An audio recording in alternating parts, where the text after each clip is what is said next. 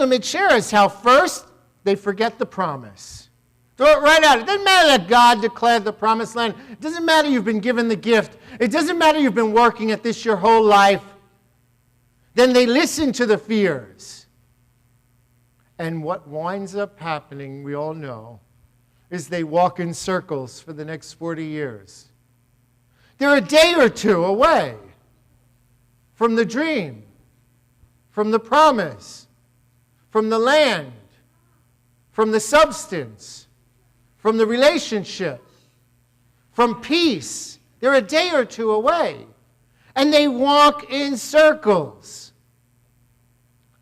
If we project ourselves into this story, I think we can really see our sacred passage to spiritual freedom. You see, as truth students, we understand every day we get up and we leave Egypt. We leave sense consciousness. We leave fear. We leave doubt. We come to this church. We pray. We sing. We stand. We clap. We fellowship together. You know, every day we leave Egypt. And then there are some steps to get to the promised land, whatever your promised land is. The promised land represents a goal, a dream, an idea, a calling, a purpose. And you know what it is. We all know what it is. And there are voices in our head that tell us we are well able, we will succeed. And there are other voices that just say, give it up, it's a losing battle. But we choose the channel we listen to. There's a great mystic named Osho. And Osho says you are a crowd, a multitude. He says, look more closely, more deeply, and you will find many people within you. And they all pretend to be you at certain times. Who's this crowd? Well, if there's a crowd, it includes our families. It includes every person that we've had an emotional attachment with at one point or another. It includes authority figures, teachers, coaches. It includes the people who told us how great we were and the people who told us give it up. And I believe this wilderness experience describes the passage we all go through to free ourselves from emotional bondage of these past attachments. Even the Israelites, I want you to know, when they were wandering in the wilderness, after they were freed, were complaining about how great it was in Egypt, in slavery, because they had cucumbers and leeks. I want to thank everybody. I got my Kindle last week, and I don't know how many people chipped in for it and who did, so I'm just giving a blanket thank you to everyone for everything for last week. And so I wanted to give a gift back to the people who chipped in for that Kindle. And so I bought a book my first book that I bought and read this week by Ronald Richardson, titled Becoming a Healthier Pastor. And I figured the gift that keeps on giving, because one thing I can tell you is we're all on this journey, and every one of us can become a healthier me every day of our life. And if any one of you is as healthy as you want to be and don't need any more spiritual growth, come on up and tell us how you got there. Really, and so this book, Ronald says, and he's speaking to everybody, but in this one chapter, he talks about emotional attachment. He says, if we do not deal with our emotional attachment of the past, life will stay pretty much the same for us. We can change marital partners. We can change churches. We can move to totally different parts of the world or change our occupations as a way to change our life. But the issues will still be with us, and they will be running our life. We will not change. And Richardson concludes that wherever we go, whoever we are with, whatever we do, our same anxiety-based emotional patterns will control how we function.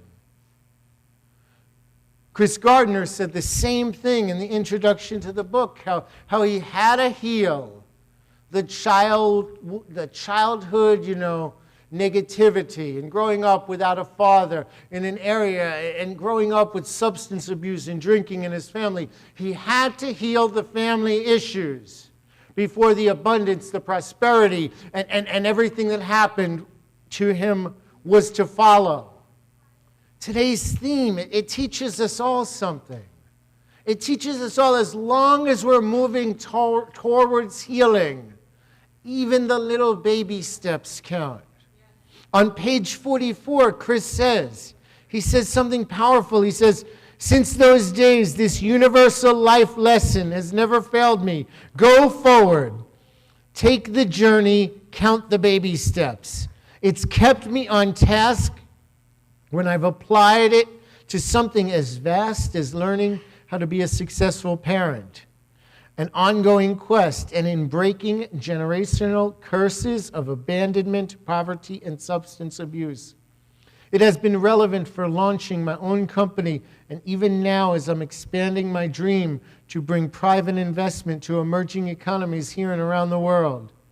Purpose compels me forward.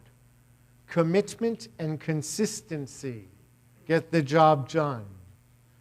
So we all have our purpose. Commitment, consistency get the job done. I believe each one of us already knows our promised land. I believe this promised land is a metaphor for the great purpose and call on each one of our lives. I believe that God already is the wisdom, that God already is the achievement of the goal, that God places a purpose on us for each of us to move in the direction to. And I also believe that God is the solution for every situation that goes up when we let go of all the emotional attachment. See, when the call comes, we all get excited, we get passionate. But many times when we're right there, when we're right about to reach in and accept it, many times, some reason, and it's unconscious, we walk away from victory. Many times, it's unconscious from our childhood or from unhealed inner child issues. We just stop for a moment to question ourselves. And then we make that one wrong step. And we start to either go backwards, to the left, to the right, and we begin our circle. We start to focus on negative possibilities and the voices of the past in our head. We start to forget how powerful we are. We never remember in those moments when we need to remember the most how many things we have overcome. This is the moment when that voice shows up. As Marie shared, if you were here last week, I have this great prayer. It basically works for me, and I tell myself to shut up. When I hear those voices of doubt and fear, I have to literally just say, shut up. I remind myself, see, I am well able is a wonderful voice if that would echo in my head all the time in every situation. And I think about the Dalai Lama. If you know about the Dalai Lama, when they choose the Dalai Lama, he's 2-3 years old, and then every adult that ever has contact with him says, you are the Dalai Lama. You are the Dalai Lama. You are the Dalai Lama. Imagine if we took a 2-year-old child and said nothing but, you are greatness. You are infinite possibilities. Imagine if every one of us, when we were 2, that's all we heard. It's how wonderful we are. What does Marianne Williamson say? You are powerful beyond measure. There is no thing that any one of us can't do. Why? Read this book.